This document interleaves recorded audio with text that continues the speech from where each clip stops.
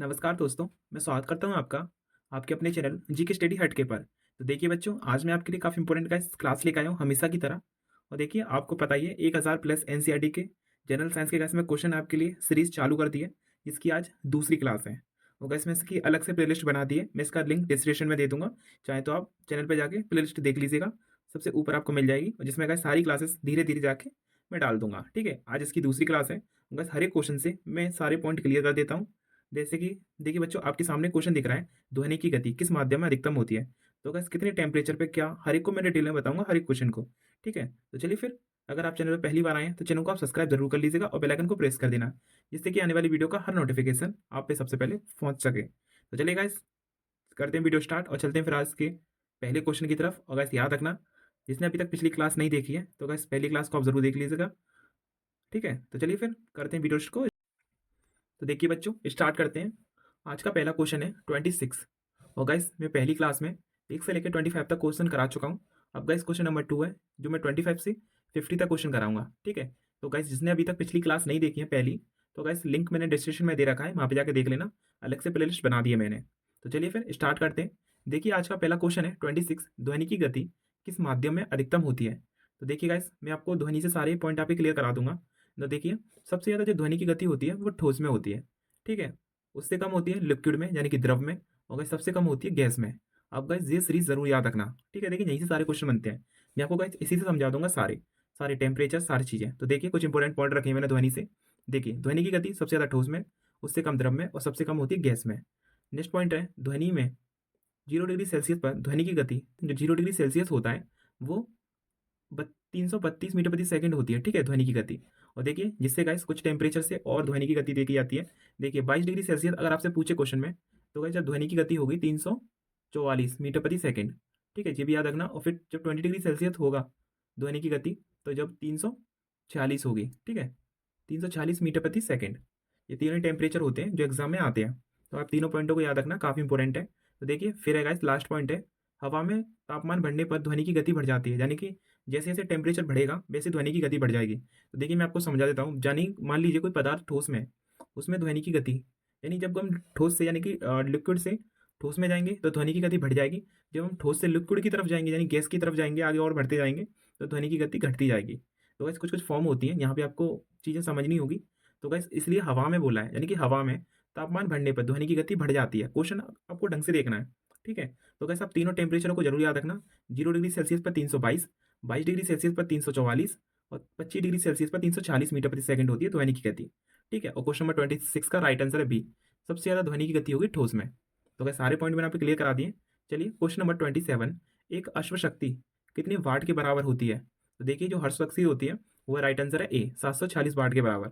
आप याद रखना, जो हॉर्स पावर होता है यानी एक हॉर्स पावर बराबर 740 वाट होते हैं। ठीक है, काफ़ी इंपॉर्टेंट है। देखिए इसके पॉइंट है, अश्व शक्ति का प्रयोग इंजन, मोटर, मशीनों की शक्ति बताने में होता है। ठीक है, जिसकी खोज की थी जेम्स वाट ने। आपका इस नाम जरूर याद रखना, कभी कभी क्वेश्चन बन जाते हैं। ठीक है, जेम्स वाट। देखिए एक पॉइंट और है, 1 किलोवाट बराबर होता है 1.34 हॉर्स पावर। यानी कि एक, जो गाइस किलोवाट के बराबर 1.34 हॉर्स पावर होते हैं। ठीक है, और गाइस ये वाली वैल्यू भी याद रखना, एक हॉर्स पावर के बराबर 740 वाट होते हैं। तो गाइस दोनों वैल्यू याद रखनी है, काफ़ी इंपॉर्टेंट है। अब जेम्स वाट को याद रखना, जिन्होंने शक्ति की खोज की थी, यानी कि इनके बारे में बताया था। ठीक है, और जिसका प्रयोग करते हैं इंजन, मोटर और मशीनों में। तो चलिए काफ़ी इंपॉर्टेंट क्वेश्चन है, आगे बढ़ते हैं नेक्स्ट क्वेश्चन की तरफ। देखिए क्वेश्चन नंबर 28, आकाश का नीला रंग किसके कारण दिखाई देता है। तो कैसे आप याद रखना है, आकाश का पीला रंग देता है नीला रंग आकाश के प्रकीकरण के द्वारा। ठीक है, इसका राइट आंसर है सी, याद रखना नीला रंग आकाश का। क्वेश्चन नंबर 29, फेदोमीटर का उपयोग क्या मापने के लिए किया जाता है। तो कैसे फेदोमीटर का उपयोग करते हैं समुद्र की गहराई मापने के लिए। काफ़ी गाइस क्वेश्चन पूछे जाते हैं मीटर से संबंधित, तो कैसे आप याद रखना, फेदोमीटर का उपयोग करते हैं समुद्री गहराई मापने के लिए। देखिए कुछ इंपॉर्टेंट क्वेश्चन है, यानी कि पॉइंट है फेदोमीटर से संबंधित। देखिए फेदोमीटर का उपयोग समुद्र की गहराई मापने के लिए करते हैं। नेक्स्ट है, यह ध्वनि तरंगों यानी कि सोनार तकनीकी के सिद्धांत पर कार्य करता है। नेक्स्ट है, फेदोमीटर को जहाज़ों और पनडुब्बी में लगाया जाता है। आप याद रखना गाइस, जो पानी के जहाज होते हैं और पनडुब्बियाँ, उनमें फेदोमीटर का यूज़ करते हैं। तो इसका राइट आंसर है सी। चलिए आगे बढ़ते हैं नेक्स्ट क्वेश्चन की तरफ। देखिए क्वेश्चन नंबर 13, निम्नलिखित में से कौन सी धातु अर्धचालक के भांति ट्रांजिस्टर में प्रयुक्त होती है। तो देखिए वो है जर्मेनियम। ठीक है, ये जर्मेनियम है, वो धातु अर्धचालक के रूप में कार्य करती है, ठीक है, ट्रांजिस्टर में। इसका राइट आंसर है बी। देखिए ट्रांजिस्टर का एक अर्धचालक उपयोग उपकरण, देखिए जो ट्रांजिस्टर में करता है जर्मेनियम और सिलिकॉन का प्रयोग करते हैं, ठीक है। आप याद रखना जर्मेनियम के साथ में किसका करते हैं, सिलिकॉन का। बट गाइस अब ज़्यादातर है जर्मेनियम का यूज़ करते हैं, आप याद रखना काफ़ी इंपॉर्टेंट है। तो इसका राइट आंसर क्या है, बी। क्वेश्चन नंबर 31, वाहन के पीछे का दृश्य देखने के लिए किस दर्पण का उपयोग किया जाता है। आपको गाइस पता ही है, यानी कि मान लीजिए ये कार का सामने का व्यू है और सामने की तरफ जो राइट एंड लेफ्ट हैंड पे जो मिरर लगे होते हैं उनमें गाइस जो बड़ी वस्तु को छोटा आकृति में दिखाता है, यानी कि तो गाइस उनका जो छोटा आकृति बनाता है अपने अंदर, वो गाइस उत्तल दर्पण होता है, आप याद रखना। ठीक है, ये क्या होता है आपको पता ही है। इसका राइट आंसर है बी, कॉन्वेक्स दर्पण है, ठीक है। इसका राइट आंसर रहेगा बी। देखिए कुछ इंपॉर्टेंट पॉइंट है, सीधा और आभासी प्रतिबिंब बनाता है, तो इसका राइट आंसर क्या हो जाएगा, आपको बताइए बी है। चलिए वाहन के पीछे का दृश्य देखने के लिए आगे बढ़ते हैं नेक्स्ट की तरफ। देखिए क्वेश्चन नंबर 32, आधुनिक आवर्त सारणी में कितने समूह और आवर्त होते हैं। गैस काफ़ी सिंपल क्वेश्चन है, बट गैस फिर भी ये क्वेश्चन में एग्जाम जब क्वेश्चन आता है तो गैस काफ़ी सारी चीज़ों को घुमा के पूछता है। बट गैस फिर भी आपको एक चीज़ याद रखनी है, इसमें 18 समूह और 8 आवर्त होते हैं, ठीक है। गैस काफ़ी इंपॉर्टेंट क्वेश्चन है, अब से ज़रूर याद रखना। इसका राइट आंसर है सी। देखिए कुछ इंपॉर्टेंट पॉइंट है, आधुनिक आवर्त सारणी या गैस नियम किसने दिया था, हेनरी मोसले ने 1953 में, ठीक है। काफ़ी इंपॉर्टेंट पॉइंट है, याद रखना। क्वेश्चन नंबर 33, पीएच स्केल की खोज किसने की थी। देखिए पीएच स्केल से काफ़ी क्वेश्चन पूछे जाते हैं, मैं आपके इसके लिए काफ़ी चीज़ें बताऊंगा। तो देखिए जो पीएच स्केल की खोज की थी वो एसपी सोरेजन ने की थी, ठीक है। इसका राइट आंसर है सी। तो देखिए जब गैस पीएच वैल्यू होती है, ये जब पीएच वैल्यू बढ़ती है तो गैस आपको पता ही है चीज़ें क्या हो जाती हैं, क्षारीय, ठीक है। काफ़ी इंपॉर्टेंट है, एग्जाम में पूछा जाता है। जब पीएच वैल्यू घटती है तो समझ लिए चीज़ क्या है, अम्लीय, ठीक है। जब चीज़ें कोई स्थित होती है यानी कि 7 पीएच वैल्यू पर, यानी कि जब 7 पीएच से वैल्यू ज़्यादा होगी तो वो क्षारीय होगी, और 7 पीएच से कम होगी तो वो अम्लीय होगी, ठीक है। ये काफ़ी इंपॉर्टेंट है। और जो 7 होगी वो क्या, उदासीन।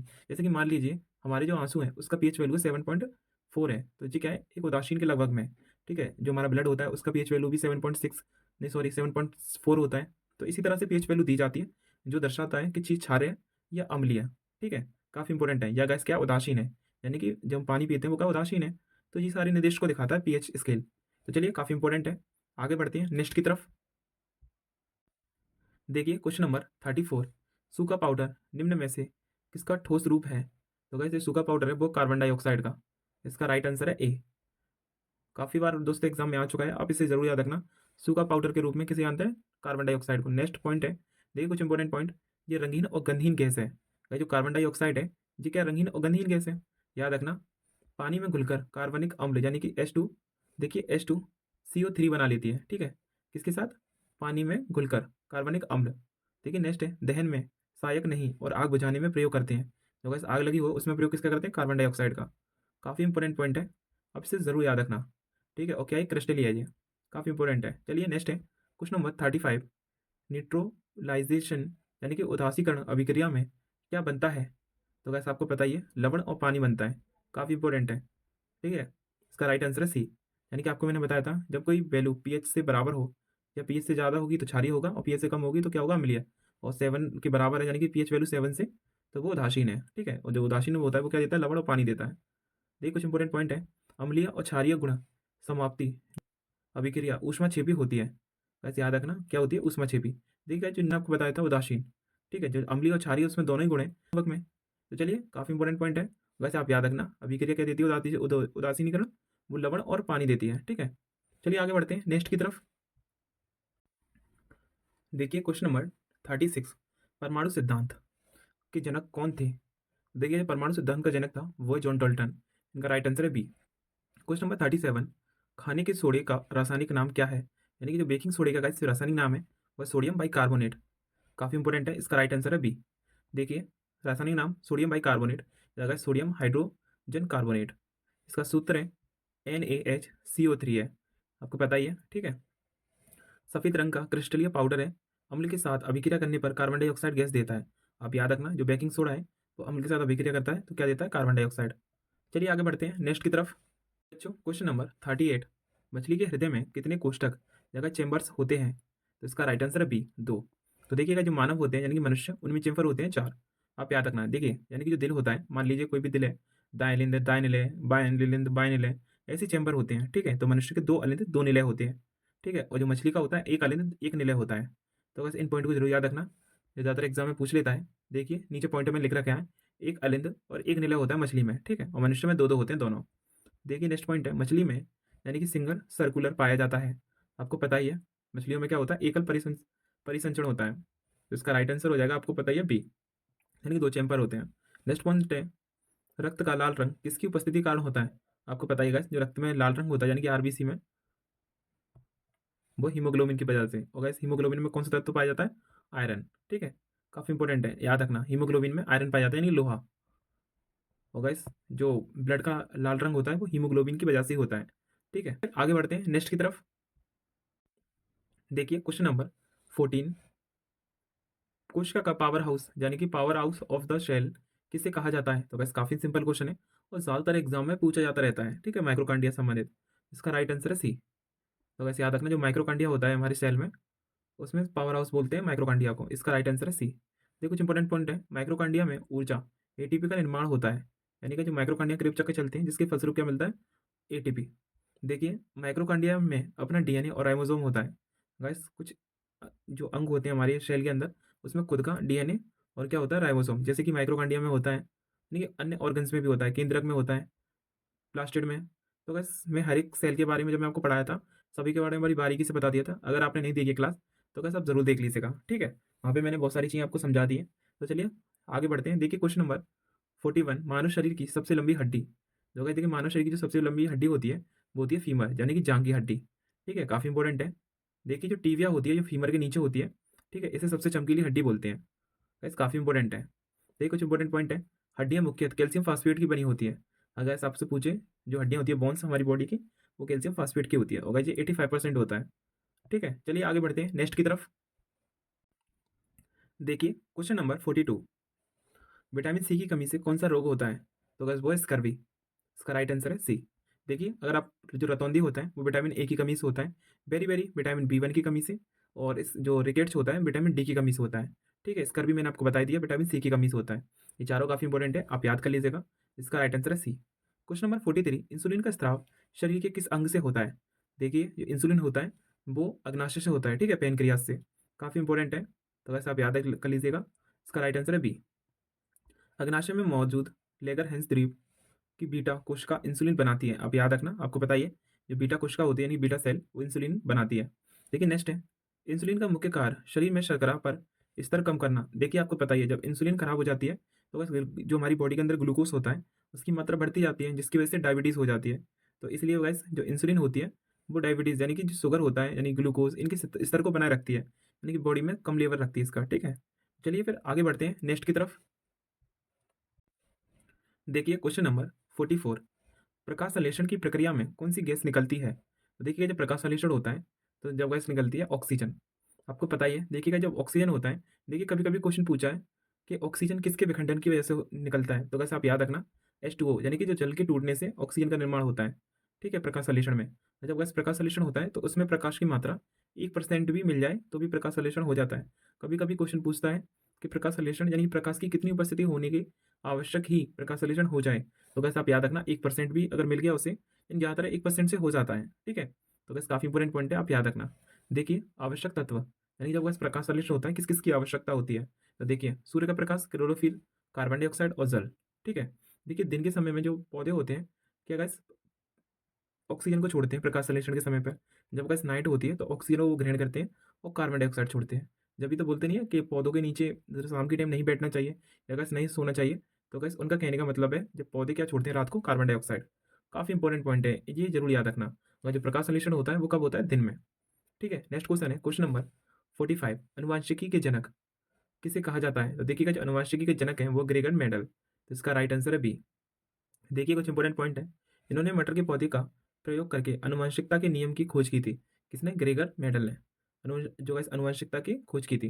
नेक्स्ट पॉइंट है, इनके द्वारा खोजे गए मुख्य नियम, समानता का नियम, स्वतंत्रता वितरण का नियम और समानता के प्रमुख गुण का नियम। ये guys तीनों ही नियम दिए ग्रेगर मेडल ने, और guys आपको तीनों याद रखने हैं। हर एक नियम किसी न किसी एग्जाम में पूछा जा चुका है। तो guys आपको तीनों ही नियम याद करने हैं, ठीक है। काफ़ी इंपॉर्टेंट क्वेश्चन है क्वेश्चन नंबर 25। तो guys आप याद रखना, और 24 भी काफ़ी इंपॉर्टेंट है, प्रकाश संश्लेषण। आप याद रखना, जो guys जल मिलता है यानी जल के टूटने से ऑक्सीजन मिलता है हमें, ठीक है। तो चलिए फिर आगे बढ़ते हैं नेक्स्ट की तरफ। देखिए क्वेश्चन नंबर 46 वायुमंडल में कौन सी गैस परावैंगनी किरणों का अवशोषण करती है? तो देखिए गाइस, जो परावैंगनी किरणों का अवशोषण करती है वह ओजोन, ठीक है, यानी कि O3 है। आप याद रखना, परावैंगनी किरणों का अवशोषण, इसका राइट आंसर है ए। क्वेश्चन नंबर 47, निम्न में से किसका मात्रक एम्पियर है? तो गाइस काफ़ी सिंपल क्वेश्चन है, आप याद रखना, इसका राइट आंसर है ए, यानी कि करंट का जो मात्रक है वो है एम्पियर, ठीक है। तो गाइस आपको बताइए वोल्टेज किसका है? विभवांतर का और प्रतिरोध का आपको बताइए क्या है? ओम। और पावर का, शक्ति का, यानी कि P बराबर W/T। तो गाइस जूल अपॉन सेकंड भी आप कह सकते हैं। तो चलिए फिर आगे बढ़ते हैं दोस्तों नेक्स्ट क्वेश्चन की तरफ। देखिए क्वेश्चन नंबर 48। देखिए गाइस एग्जाम में ज़्यादातर कभी कभी क्वेश्चन लॉजिकली क्वेश्चन भी आते हैं, तो गाइस वो भी मैं आपको करा देता हूँ। क्वेश्चन नंबर 48 है। देखिए पानी से भरी गिलास में सिर्फ पानी का एक टुकड़ा तैर रहा है, टुकड़े का पूरा पिघल जाने पर गिलास में पानी का तल पर क्या प्रभाव पड़ेगा? तो देखिए गाइस, मान लीजिए ये कोई गिलास है पानी का, ठीक है। अब गाइस ये इतना पानी का गिलास भर रहा है, मैंने इसमें क्या डाल दिया? बर्फ डाल दी। तो गाइस बर्फ से क्या होगा? डालते ही उसका स्तर बढ़ गया, ठीक है। तो पानी का पहले इतना भर रहा था, अब वो आ गया इतना। अब मान लो ये बर्फ पिघल गई, ठीक है, यानी कि बर्फ पिघल गई। तो बताइए बर्फ के पिघलने के बाद में उसका स्तर बढ़ेगा या घटेगा? अब गैस मान लीजिए मैंने बर्फ डाली थी, डालने के बाद में उसका जो एरिया था, उसके एरिया के बढ़ने से उसका जो स्तर था ऊपर बढ़ गया ना। अब गैस ऊपर बढ़ गया, उसके पिघलने या ना पिघलने से अब एरिया पे क्यों फर्क पड़ेगा? एक बार पड़ गया तो गैस वो क्या होगा? अपरिवर्तित रहेगा, ठीक है। आप याद रखना, यानी कि नो चेंज, उस पर कोई प्रभाव नहीं पड़ेगा। बर्फ पिघल भी जाएगी फिर भी कोई नहीं पड़ेगा। इसका राइट आंसर है सी, ठीक है, बर्फ के टुकड़े के पिघलने के बाद भी। क्वेश्चन नंबर 49, तेज हवा वाली रात्रि में ओस नहीं बनती क्योंकि? तो देखिएगा जो वाष्पीकरण की दर होती है तेज होती है, या गैस हवा की नमी कम हो जाती है, तापमान ऊंचा रहता है, या गैस साफ नहीं होता। तो आप बताइए इसका कौन सा राइट आंसर हो जाएगा? तो गैस आप कमेंट बॉक्स में जरूर बताना इसका आंसर, मैं जो आपके लिए छोड़ देता हूँ, ठीक है। काफ़ी इंपॉर्टेंट क्वेश्चन है, आज ये आपने बता दिया तो समझ लिया आपकी काफ़ी अच्छी तैयारी है, यानी कि इसके कुछ ज़्यादा पॉइंट इससे क्लियर हो जाएंगे आपके। तो चलिए मैं आपको लास्ट क्वेश्चन करा देता हूँ, क्वेश्चन नंबर 50। आगे बढ़ते हैं नेक्स्ट की तरफ। देखिए क्वेश्चन नंबर 50, गैस काफ़ी इंपॉर्टेंट क्वेश्चन है। देखिए मांसपेशियों के अध्ययन को क्या कहते हैं? तो जो मांसपेशियों के अध्ययन को बोलते हैं माइलॉजी, ठीक है। इसका राइट आंसर है 2। काफ़ी इंपॉर्टेंट है। देखो कुछ इंपॉर्टेंट पॉइंट है, कंकाल की मांसपेशी स्वयं की इच्छा से हिलाने पर वाली मांसपेशियां हैं, यानी कि जो ऐच्छिक मांसपेशियां होती है जो हमारी इच्छा अनुसार काम करें, जो यानी कि कंकाल की मांसपेशी, जैसी कंकाल यानी मान लीजिए मेरा हाथ, इसे मैं अपनी इच्छा के अनुसार हिला सकता हूँ। तो कैसे क्या है? मेरी इच्छा की मांसपेशी, यानी कि इच्छा अनुसार कार्य करने वाली मांसपेशियां, ठीक है, जो कंकाली मांसपेशियां होती हैं। और देखिए एक होती है हृदय मांसपेशियां, यानी कि अनैच्छिक रूप से, जो कैसे हमारी इच्छा के अनुसार काम ही नहीं करती। मान लीजिए मेरा इच्छा हुआ कि मेरा दिल रुक जाए, तो क्या दिल रुक जाएगा? क्योंकि मेरी इच्छा के हिसाब से वो रुक नहीं रहा। तो क्या वो अनैच्छिक मांसपेशियों का बना होता है, ठीक है। काफ़ी इंपॉर्टेंट क्वेश्चन है, ये जरूर दोनों को याद रखना। कंकाल की जो मांसपेशियां होती हैं वो ऐच्छिक होती है, हृदय अनिच्छिक होती है। हृदय में पाई जाने वाली कैसी होती है? अनिच्छिक रूप से काम करती है। ये दोनों पॉइंट काफ़ी इंपॉर्टेंट थे। तो चलिए फिर दोस्तों, आपको क्लास दूसरी पसंद आई हो तो गैस आप कमेंट बॉक्स में ज़रूर अपनी राय बताना। तो गैस आपको चैनल को, अगर आपने नए हैं, चैनल को अभी तक आपने सब्सक्राइब नहीं किया, चैनल को आप सब्सक्राइब जरूर कर लेना, क्योंकि आने वाली जो तीसरी, चौथी, पाँचवीं का जितनी वीडियो आएंगी सभी आपके एग्जाम के पॉइंट ऑफ व्यू से बहुत इंपॉर्टेंट होने वाली हैं। तो चलिए फिर, आप चैनल पहली बार आए हैं तो चैनल को सब्सक्राइब जरूर करके जाना। तो आगे बढ़ते हैं दोस्तों, आपको किसी भी टॉपिक से क्लास चाहिए तो आप कमेंट करके बता सकते हैं। जब तक के लिए मिलते हैं आपसे फिर नेक्स्ट वीडियो में, जब तक के लिए जय हिंद, जय भारत।